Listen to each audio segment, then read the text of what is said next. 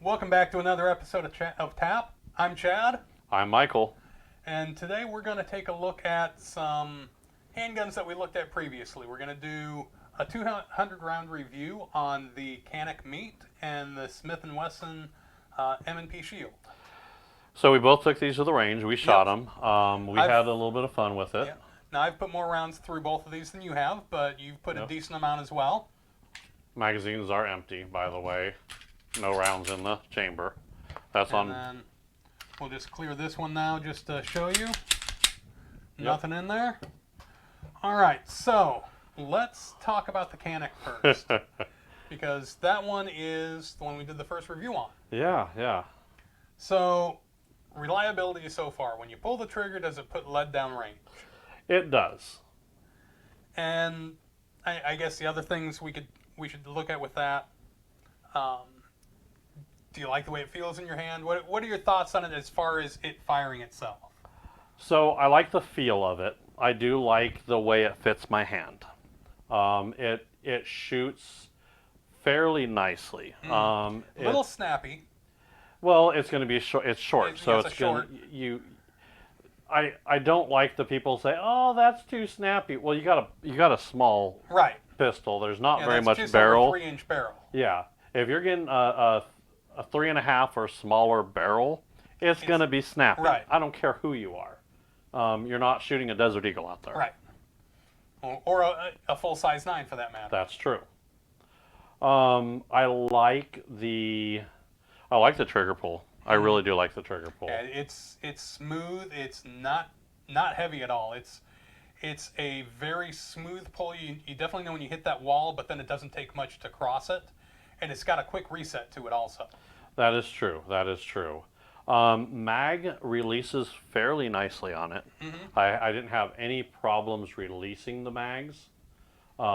Seems pretty tight when you're doing Go that. ahead and put one in and drop it so. So that quick. It just drops right out. So if Yeah. you're in a situation, whether you're doing drills or you're in a real life situation where you need to drop that mag and put another one in there, it's just a matter of pushing that button and it slides So right out. I'll put my hand here so I catch it. I like that it doesn't just release it; it kind of pops it out. Yeah. And it pops it out, so it sends it out with some authority. Mm-hmm. And there's been, I call them limp dick guns, that when you release the slide, the magazine, the magazine just doesn't want to go through. Mm-hmm. And then the problem I have is when it does that, and I'm going to simulate it, I pushed it in to do that. Then you're trying to get that squeeze to get out. I don't like that. The Canik is not like that. Right. That's a plus. Yeah, it definitely kicks that mag out for you. There's some assistance going with it coming out. Yep, I do like the rail, although all I could really see there is a very small light or a laser. And I like a naked gun. So I know you do. And that one, I don't think I'm putting either on. I think this one is going to get run naked. About the only thing I think I'm going to do to this, like I had said when we did the review, is I wish they would have put a high-def sight in here. So I'm probably going to be replacing this, putting a high-def front sight on there, just because I like especially with this one having the all black in the back, I like having that black and then a high-def sight to see. Helps with the focus. The white sticks out good with the black. I just want something a little bit easier to pick up that front sight picture on. I wish the back had some lines or some white on there to help line up. That would have been nice. And again, this is cut. If I wanted to put an optic on there, I could. If I wanted to put a red dot or something. But I don't think I'm going to do that with this one. So that's my problem with it too, because it's cut for it, so it almost screams put a sight on me, but I don't know if that's a pro or con. I like that they give you the option out of the box, but I don't know on a small gun like this that I would want that on there. I don't know, and I may one of these days throw one on there, put a couple hundred rounds through it to see if I like it on this. I've fired smaller handguns that have them on it. It's not bad. It does help you retain that sight picture and pick it up quicker. Right. But also with something as small as that, it really is kind of intuitive once you get used to firing it with where that barrel is pointing exactly. Yeah. It's just a little bit pet peeve of mine. It's stupid. It's petty. I know that. Um, when I pick up my Glock, I think it says on the slide Glock. Mm-hmm. They like their name on this gun. It says Canik everywhere. It says Canik here. It says Canik on this side. It says Canik on the slide. It says Canik really big on the slide. I mean, of course, they want every angle that you know this is a Canik. Now, at the same time, the profile of a Glock tells you it's a Glock. It's one of those iconic profiles to it, so they don't need to put their name on it. One other thing I did like about this is I did find it, especially for having that just over 3-inch barrel, I did find it to be very accurate. Yeah. You're not going to long range shoot with it, but it's going to put bullets on target where you're aiming. Right, right. I'm not sure this has the gripping pattern in the front. Mm-hmm. The problem is it's just not enough. It's just too small for me. Yeah, And are you talking not enough as far as should get farther down the barrel? I think it should be down a little bit further down the barrel. Yeah. It's just enough to think you can grab it from there. Yeah. To me, it's enough. I don't run from the front of the barrel a lot unless I've got an optic and I'm worried about that optic getting in the way. Yeah, see, when I rack, I'm always racking from the back of the gun. That's the way I typically and rack. I don't like racking from the front. Because if you slip, your finger goes right into here. So I would actually have preferred them to leave that off and say, rack it from back here. This, to me, this is an idiot test. Okay? You know what I mean? Yeah. It's like, oh, I can rack it from here. Okay, sure. Do that 100 times and let's see how many times you pinch your finger. Now, that being said, I will on occasion rack from the front just to practice it because, again, when I'm practicing with a firearm, I want to do different things with it than what I normally do, just in case in real life scenario that's what I have to do.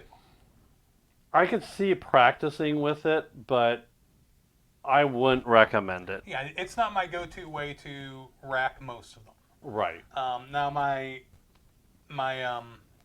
Glock 43 that does have the optic on it, that I do rack from the front a lot, but my hand is also hitting that optic when I'm racking it too, so it's acting like a backstop there or something. Yeah, that kind of helps too. So okay.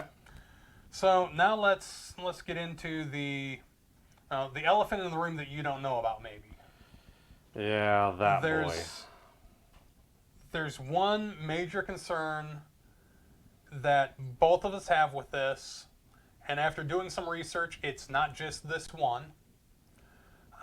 There is a little bit of an issue with the Canik meats, apparently. Yeah, it doesn't look like it's just the meat. It looks like that was a lot of springs with a Canik. But we were looking up the Canik meat because let's address the elephant in the room.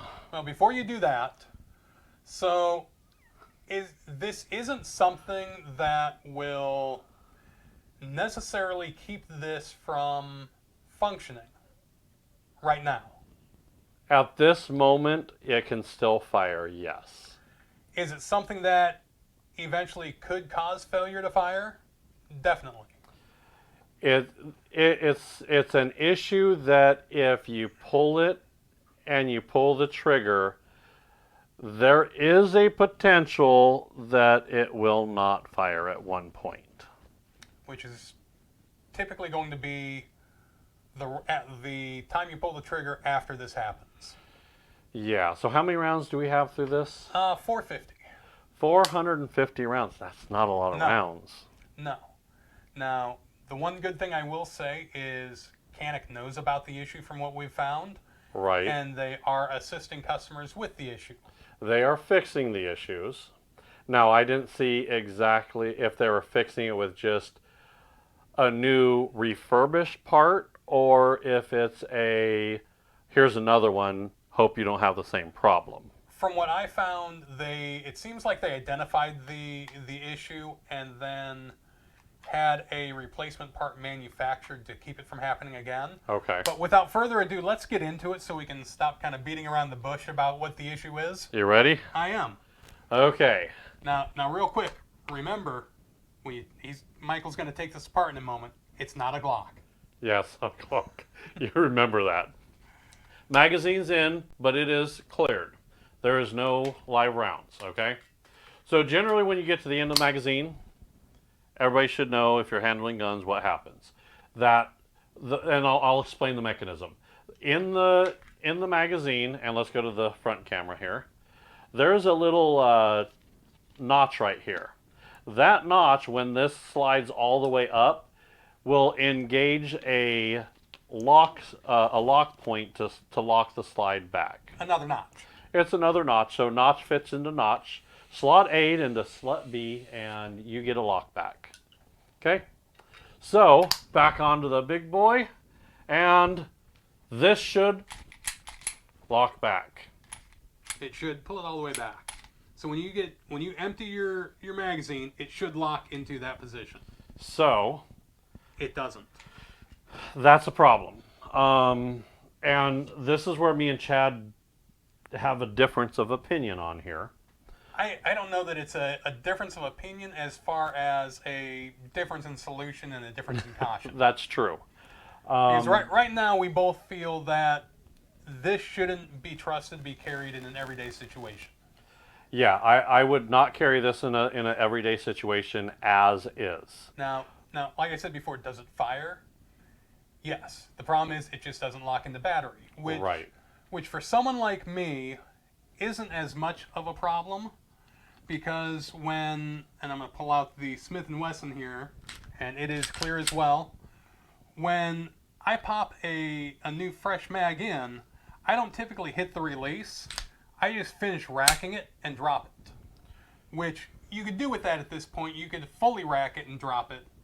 It would still function until there's an issue in there that may eventually fail. Do you want to go ahead and start stripping it down? And So let's go back to the camera here. So this is it. Stripping it down. It's not a Glock, remember. So all these are the same. You have to pull that trigger to get it to go. So you pull the trigger to disengage the hammer. That's the internal hammer. You pull the slide back just a hair to get the pressure off that front, and then it slides. This slides just that far. You could see that far, just the tip of your finger. It's not a Glock. It will not slide all the way through. So once I take it apart, we took it apart because we were trying to find out why it doesn't lock back. Yeah, we're trying to figure out why it wouldn't go into battery and lock that slide at the back of the firearm. So we found, eventually we came to, it's this, the little spring that goes in there. And you might not be able to see it real well on that camera. It doesn't look like. Yeah, you might not be able to, but the problem is the end of the spring has wrapped itself on top of each other, and it's under so much pressure that it's failing. The spring itself is failing because it's not letting it slide all the way back smooth, and it's not getting into the lock back position. So eventually what's going to happen with that spring is either it's going to fail, or it's going to put so much pressure on it that it starts riding up over this nub and shoot back this way. Which means this gun will not be able to be fired. Now the problem is anybody that knows anything about springs or anything like that is, I hate to say, that's a ticking time bomb. Mm-hmm. So I'm going to put it back together just so you show, and I'm going to put the magazine back in here. So it locks into battery without that spring in there. you take the spring out, that's going to lock into battery for you. So that's what that tells me is it's the spring pressure in the front of this that is not allowing it to get into that battery position and lock back. It's not getting in the battery and then staying engaged in that position until you put a round in the chamber and release it, or hit the slide release. Right. So that could be potentially. I mean, if it was just the spring was too tight or something like that, I can see something like that. The problem I have is this spring would be a ticking time bomb. So that's why I said I wouldn't carry this until you get this replaced. I'm hoping that if Canik knows this, if they do the right thing in here and they say, hey, the spring's bad. We know that one is bad in the gun, so here's your new brand new Canik, and here's a new spring that's not brand updated. New Canik, your brand new spring for your Canik. If you're going to buy this brand new, Oh yeah. I would hope they give you a new spring or replaced Well, it. I'm saying not. You said brand new Canik. They're not going to send you a brand new Canik. But they will. From what I have read, they have identified that is an issue where it sounds like maybe they got a batch of springs that were wound maybe a little bit too tight and were putting too much pressure on themselves. So they do know it's an issue and are replacing those for customers. I haven't reached out to Canik yet to find out what that process is. But in the meantime, I'm going to go hit a gun dealership that specializes in Canik and buy a new spring anyway. Because it's, what, $3 to $5 probably. Yeah, I don't know how much. I mean, I would think of something like that is pretty cheap. It's not. Yeah. It's not like a scope or a new barrel. It's a spring. Or even another mag where it's $30, $40. Yeah, I would hope that even a Canik, a licensed Canik dealer would say, yeah, let me replace that spring. It's a known issue. Here you go. And you walk out of there with a new spring with still the green in your pocket. Right. Yeah, I've been playing with this spring a little bit just to see what it's doing. 400 rounds, if it's just the spring and it keeps going, yeah, we're going to see what's going to go on. Yeah.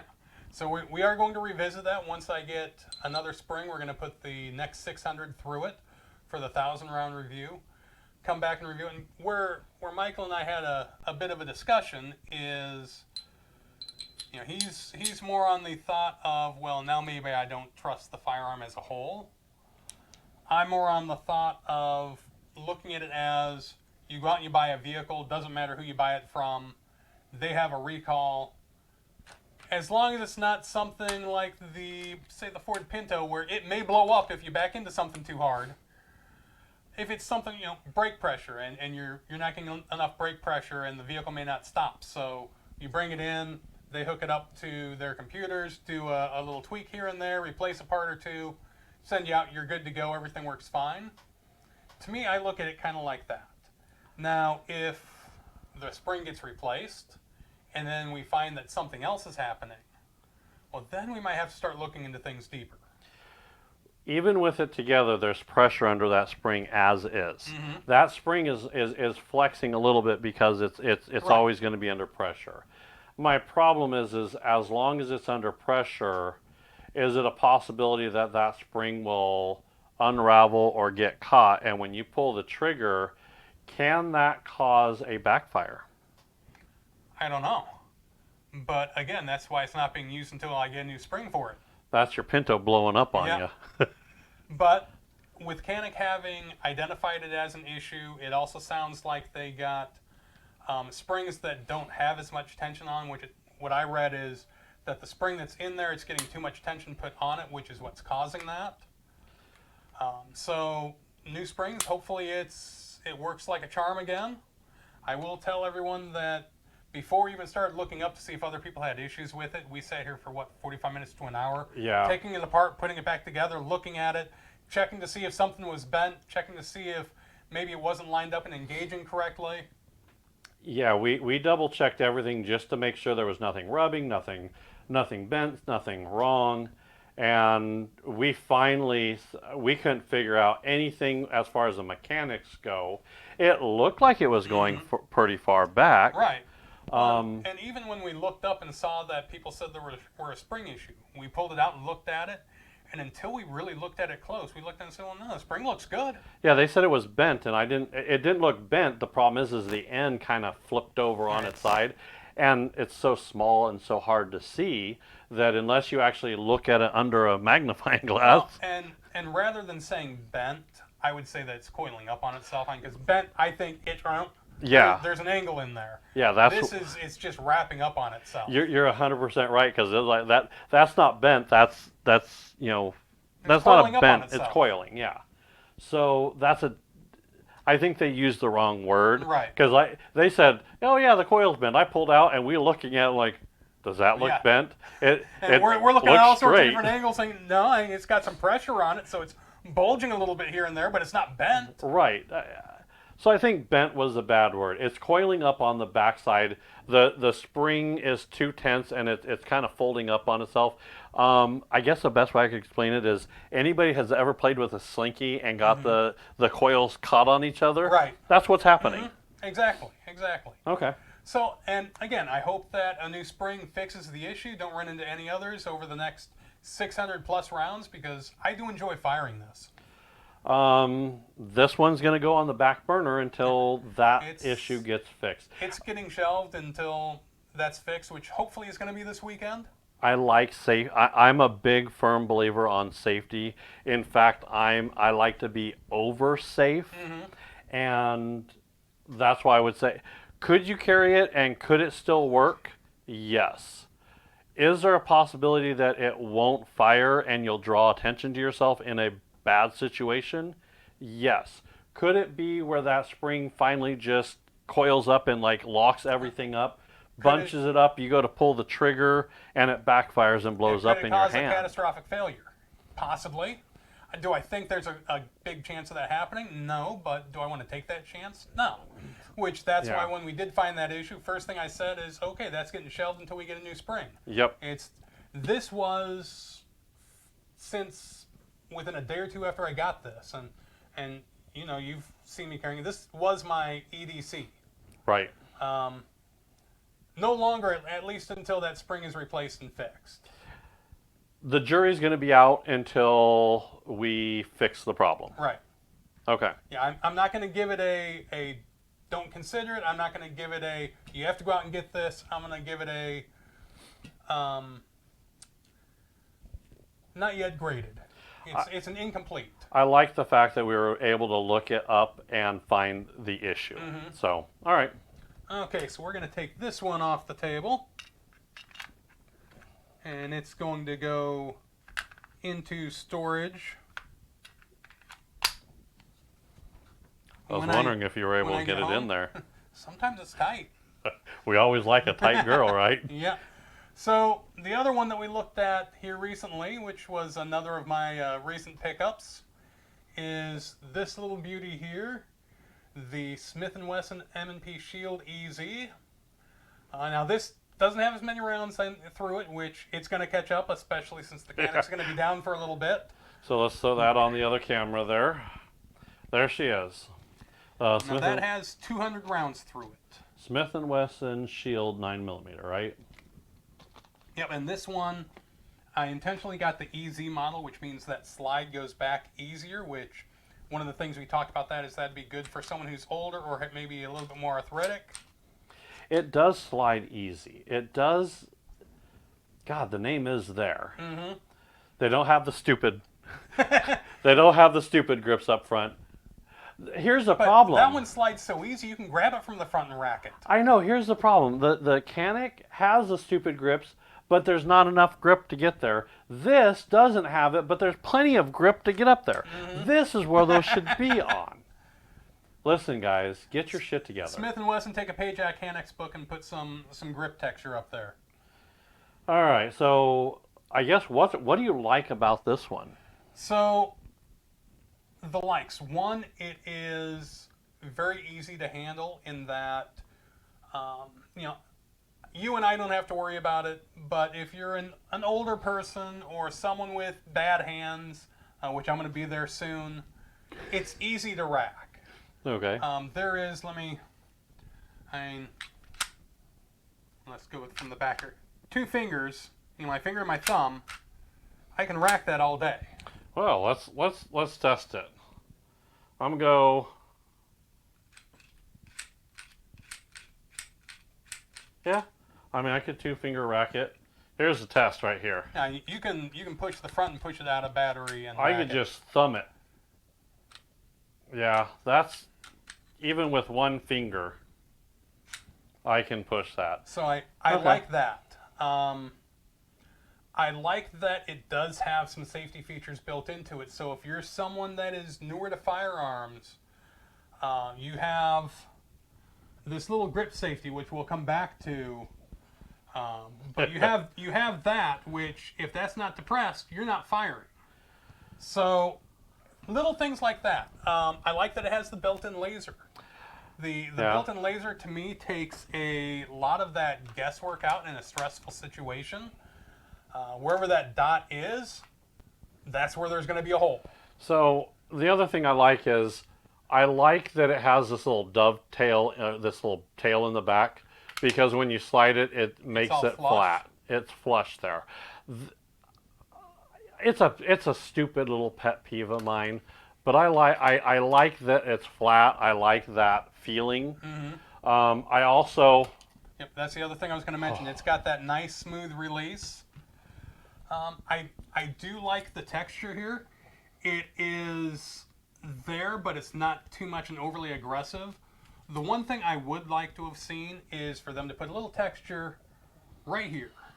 Right where when you're taking that firearm, you can get a little extra texture on with your thumb. Just because with this, again, being a smaller firearm, it is going to be a little snappier. Now, I will tell you, I was surprised because this is, I want to say, just a touch smaller in barrel length than the Canik. And with it having that easy slide, I was expecting it to be snappier. I didn't think this was as snappy as the Canik.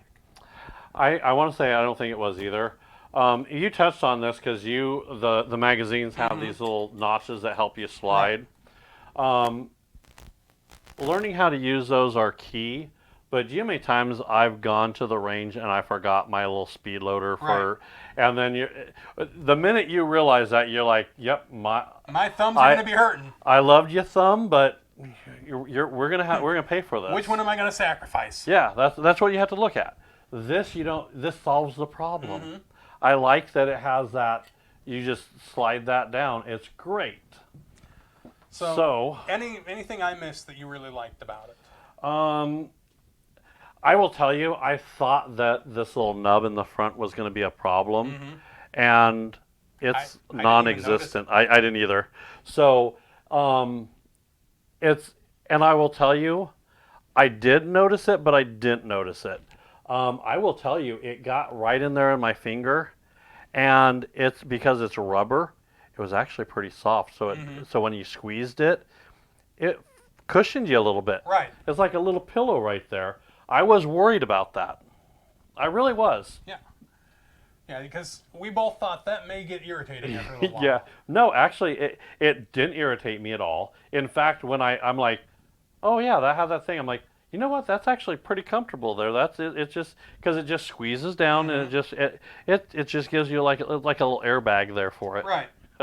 Pretty cool. So let's talk about maybe the drawbacks on it or the opportunities that it might have. Oh, yeah.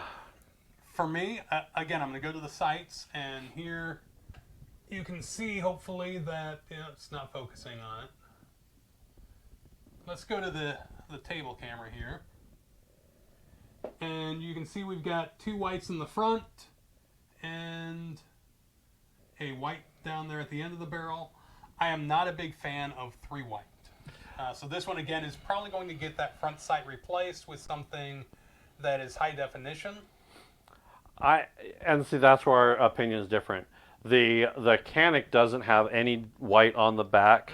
I prefer the white on the back. But do you want white on the back and white in front, so you have 3 white? I want 3 white. I don't know what happened. I think they're supposed to be white. If you angle it, you could see more white. I don't think they got enough color in their sight.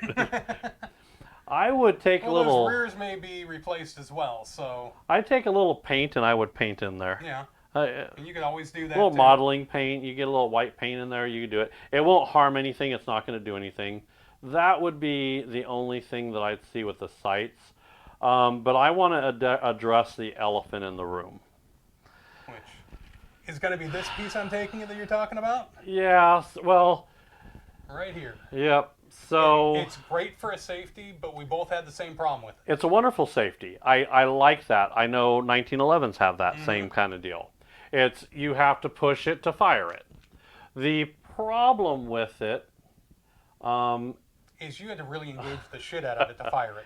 Yeah. We both like to take a good solid grip with the handguns, and we were both finding that you did have to adjust some and then squeeze a little bit harder than you thought you had to in order for it to fire. Yeah, when you think you're squeezing hard enough, you have to squeeze a little bit more. And here's what really disappointed me is if you want to pull up the table camera so I can show it. Now, I'm not going to show the firearm itself, but what I'm going to show is when we were at the range and would go to fire this, you squeeze it and then all of a sudden that laser comes on, and you would think that's your indication that, okay, it's that safety's disengaged, you're ready to fire. Right. And it isn't. No. The first time I went to fire this, I got to that and I went to pull the trigger and nothing, because the other thing is you can pull the trigger, it freely moves. Yeah. But it just won't fire. You actually have to really squeeze it and put some pressure on there. And I'm going to simulate that here. So I'm going to, here it is. I'm going to squeeze. See, I'm engaging. There's a laser. You can see it on my hand.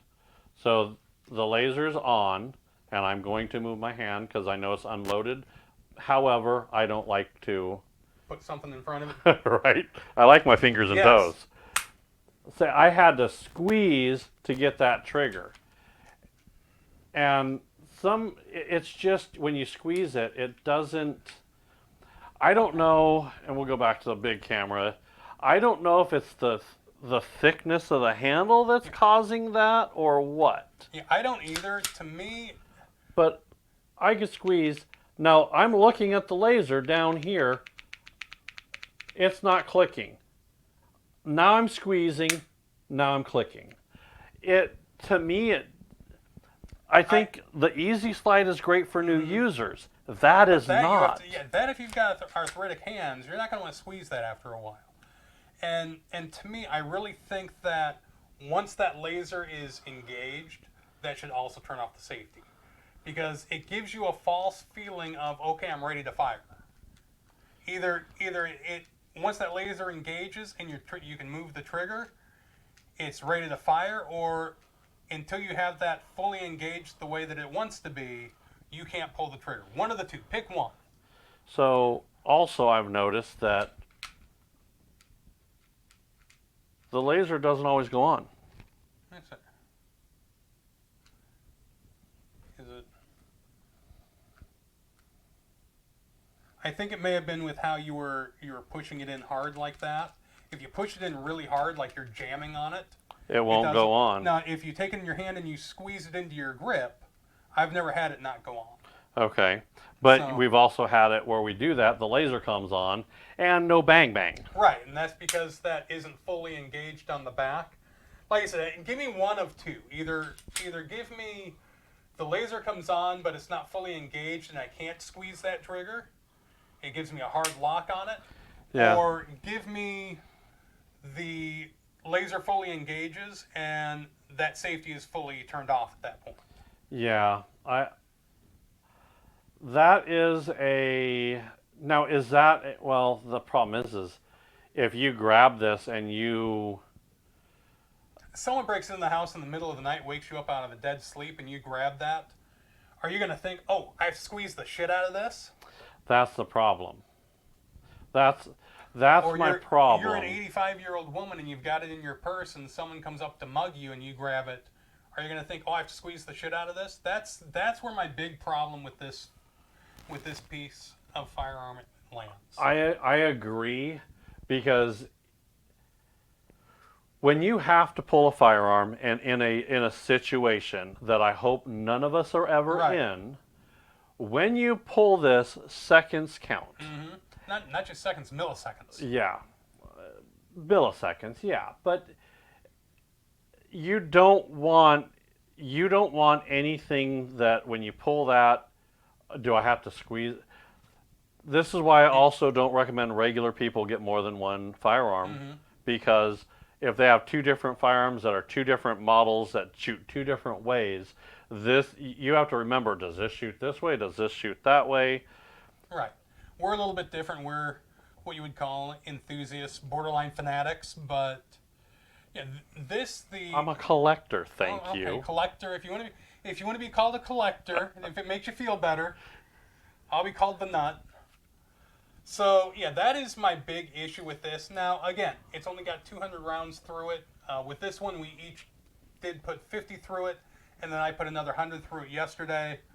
So we don't have a lot of time with it. It may be that as we put more rounds through it, we find that that's not as much of an issue. If that's the case, we'll certainly let you know. So that you bring up a great point here. So this is why you don't grab a gun and throw it on your hip after not shooting it. At what point? And this is going to be a question that I don't know. It's a hell of a question. At what point do you say a gun is broken in and you're able to go? Because it very well could be we don't have enough rounds in here, so this is still tight. Right. So until you get more use out of it and you start working it, it's going to wear down to the where it's supposed to be. Brakes have the same problem in your car. Right. Those brakes, that first, you got to clean out that. They're a little bit touchy when you first put new brakes on. Correct. And then as you break them in and the pads and everything go, so could this be that? And it could be. To go to your question, how many rounds? I've got a general rule. Now, I've broken that rule because I did start carrying the Canik as soon as I got it. That was more of an issue with the comfort of the other one that I had, which has been put away off to the side, but I did carry a Glock 23 that had the light on it, had the sights on it, and that just got too cumbersome and uncomfortable to carry. Right. So when I got the Canik and it felt good, and I put some rounds through it, I said, okay, this is going to be my EDC. But as a general rule, for me to really 100% truly trust it, I've got to personally put 500 rounds through it. Okay. Which means if I go shooting with someone and they put 200 rounds through it, I've still got to put 500 rounds through it. Yeah. Because I want to know the feel of that gun. I want to know its intricacies. I want to know its curves. To me, I look at it like you're making love to a woman with it. Yeah. And 500 rounds is still the honeymoon phase. Yeah. It's enough so that I know I can trust it, but not so much that I completely know and can do everything with it blindfolded. What are your thoughts on number of rounds? I want to know the number of rounds before you guys get a divorce. Well, it depends on if something bigger and better comes along. That's true. This is why guns are so much better than women. Guns don't get jealous of other guns. That's not going to get pissed off if I decide to carry something else for a while. Right. It's each their own. Yeah. I would say 500 to 1,000 rounds to get comfortable with a firearm. That's a good durable test. I also want to say, once you get so many rounds into a gun, or once that it starts wearing down, or I hate to say it, but we compare these to cars too. If you start to see rusting, pitting, and you didn't take care of it, and that causes an issue, I think it's time to replace it or upgrade parts on it. Who knows? And to me, it is. It's like a car. You can start getting pitting on your slide. Well, you don't necessarily have to go buy a new gun. You can get a new slide and replace the slide. Correct. So, the one thing I'm going to say for everyone when we're talking about breaking in a gun and getting used to it, the other big thing that I see people not do, and to me it's one of the biggest mistakes you can make, is they don't fire what they plan on carrying through it while they're breaking it in. Yeah, well, here's the problem with that. generally self-defense rounds are more expensive. Right. So what I would recommend doing is getting range rounds, just getting some balls and throwing 3, 4, 500 rounds of that through it. And then it costs money, but then you need to spend the next 100 or so rounds with your self-defense rounds. Make sure there's no issues with that. Make sure there's no ball rounds load differently than hollow points and different types of ammo. And you can find that your firearm may not like firing those fancy self-defense rounds that you got. I've seen where someone goes out and they get those self-defense rounds that are $40+ a box. Yep. And they load it into their firearm, and it has all sorts of failure to eject, failure to feed errors. It just doesn't like that round. That's the other reason I recommend that, is you don't want your life to be depending on it, and you get a failure to feed, and now all of a sudden you've got a malfunction that you have to clear. See, in worst case scenario, if you're worried about spending that money, this is probably not the hobby for you. No. Even cheap ammo is expensive. Right. Now, even if you want to cheap out on that, rack the loads in, make sure that there's no loading issues. So I want you to do that. All the way through the mag. All the way through the mag. Make sure that doesn't load. Make sure they don't eject wrong. Make sure that there's no issues. Because, like I said, hollow points are generally flat and they have a hole in the front. That's a hollow point. So generally, they don't like the lip that goes up. That doesn't mean you can't use self-defense rounds. You may not be able to use those self-defense rounds. That one may have a wider hollow point and it's getting cut, where if you go to something that has a smaller hollow point, or something that has the little polymer piece in there, right? You may have better luck with that. You may find that with something like that you have worse luck. It likes those big fat hollow point holes. Yep. What my plan is with both this and the Canik, once they get repaired, once it gets repaired, dual wield. Well, yeah, I guess why not? Yeah. But no, my plan for both of these is at least, they're going to both have 1,000 rounds. I'm going to do at least 500 of those, and then I'm going to do 100 rounds of what I plan to carry, and I typically carry stacked, so I carry one self-defense round, then a different type of self-defense round, then the first one, then the different one, and I just stack them on top of each other. Do 100 rounds of that, and then at least once a year, they're each going to get 50 rounds of its everyday carry ammo run through it. Just because I want to know what those little intricacies are. I want to be able to remember them and know what happens when, if I fire the Hornady critical defense, it reacts this way, and maybe sometimes it doesn't like it. I shouldn't play with things. No, what'd you do? I found out something about this gun that neither one of us knew. What? So, this right here, what is that? That shows the laser and everything, right? No. That's not where the laser comes from. That's not activating the laser, or did you turn the laser off? That's not activating the laser. So what's activating the laser? That little knob.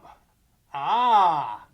Which would explain why when you were holding it like this and hitting this real hard, it's not engaging.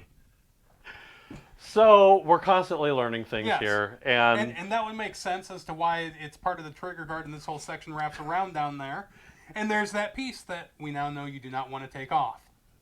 We were talking about removing that. Grinding it down or taking it off or whatever it was. So that is truly just a safety then. That is truly just a safety. Well, that changes what we thought about things. I do think that safety needs to be engaged far too much for it to actually be a safety. Let's see if the break-in period fixes that. Again, it's only got 200 rounds. We may find that at 500 rounds, it just really softens up and that does what it's supposed to do. I was playing with a little tip. I'm like, why is the laser going on when I touch that? I'm like, well, that explains a lot here. You like playing with the tip. Just a tip sometimes. All right, so I've got one more question for you. Okay. Go ahead and put that one down on the table, and we'll go to that table camera. The Smith & Wesson and the Canik. Okay. Now I'm going to preface this with assuming the spring in this fixes the issue, we don't run into it again. Okay. Which one would be your choice? Right now, I'm taking the spring problem out. I'm pretending that that spring was not ever an issue. I'm taking the Canik. Okay. I like the way it feels. I don't like the way the safety doesn't always engage here. Which, again, let's take that out too, because that may soften up and we may find that it gets broken in and we don't have that. Would that change your mind? No, because I don't like how fat the grip part here is. I like the way this feels in your hand. This one is thicker, but it's not as long through here. Yeah, it's a little wider because it's a double stack, so it fits your hand. If you watch how my hand sits here, it almost forces your fingers back some, and this just seems like my fingers wrap around this better. That feels more comfortable. A little bit thicker, you get that better comfort. Yeah, this one, it feels like my fingers aren't able to fully engulf the magazine or the grip here, and where the magazine goes, it's just I don't know. So I will go with the same answer, taking out the safety portion here, the spring with the Canik. I would go with the Canik hands down. Same reason you said, this is just more comfortable in my hands. Yeah. I think I get better recoil control with this, even though it is actually snappier than the Smith & Wesson. I think the recoil and reset on this is better. Right. I like the trigger on it better. The one other thing that I didn't mention about the Smith & Wesson that I don't care for is, go ahead and leave it there. That right there. You don't like those. No, I love that little push down. What I'm talking about is, what number is that right there? That's a 3. Okay, what number? I'm sorry, what number is this right here? That's an 8. Correct. Yeah. I get 8 rounds per mag with this. I get a 12 and a 15 with this, and I can get another 15 and carry 15 and 15 plus 1 in the pipe. That gives me 31. This, at best, I'm 17. Yeah. And now, I had friend of mine that I was telling about both of these. This female that's looking at getting into getting a firearm, and she said, "Well, but do you need that many?" My response to her was, "I need all of them. How many rounds do you need in a firefight? I need all of them. I need as many as it takes." Mm-hmm. I guess the Smith & Wesson, if you had longer fingers and you had like a longer finger or a longer hand, that grip may change that answer. Right. So you understand that we're basing it off our... And these are our opinions. If you're 6'4" and you've got these big long fingers, you may find that that's real comfortable. And you might not like this one because it doesn't feel good in there. You know, it's... Now, I have talked to some people that have big hands that do still like the Canik. Yeah, I think it's because it's a little thicker. I think the girls like it thicker. Sometimes we like them thick. Yeah. I don't know. Right now I would be leaning toward the Canik rather than the Smith & Wesson. There's just... It has to go with comfort. And this is why I don't recommend... If you're going to pick a gun to shoot, if you're going to buy a firearm, I would find a range. Inter-10's right down the street. Yes, they are great. They have firearms there that you could that rent, and then they sell those same firearms. Right. So you go say, I want to try and shoot this. Yes, I love the way that feels in my hand. That's the one for me. Yep. Or you're going to go in there and say, I don't like the way that feels. I don't like how my pinky hangs off. I don't like this. And you know what's great about them is they're also knowledgeable that if you go to them and say, hey, let me try this, I'm going to rent this one, and you go back after however many rounds you want to put through it and say, I like it, but there's this, and this that I don't care for, or it's not comfortable, they're going to say, okay, try this one. That's what I like. And you're right there at the range. You can grab it and go shoot it. I'm sure they'll help you. They're yeah. very helpful up at Well, Interten. and anytime that you rent a firearm from there, they always have a range officer that goes in with you. So Yep. if you don't know for sure exactly what's causing an issue, you can ask them, and Yep. you may find that, oh, if you just adjust how you're holding it a little bit, all of a sudden now it becomes real comfortable and it's your dream gun. Right. And I don't care how much experience you have with a firearm. If I'm using a rental gun and things don't operate very quickly, because that's not mine, Right. if I break it, I have to buy it. I'd rather them break their own Right. crap. That happened when we went up there and fired their M&P. Yeah. I put a bunch through it and gave it to you, and Yep. for some reason it wouldn't chamber, and It jammed a little bit, and does that mean I can't figure it out? No, I could have figured it out. I know how to fix a firearm. I've done it many times. But you don't that's wanna also break someone else's toy. that's not mine. Right. Yeah. So, I don't know. All right. Well, I think that wraps it up for us. You want to take us out of here? Yep, make sure you're always shooting straight and always be smart and safe. Yes.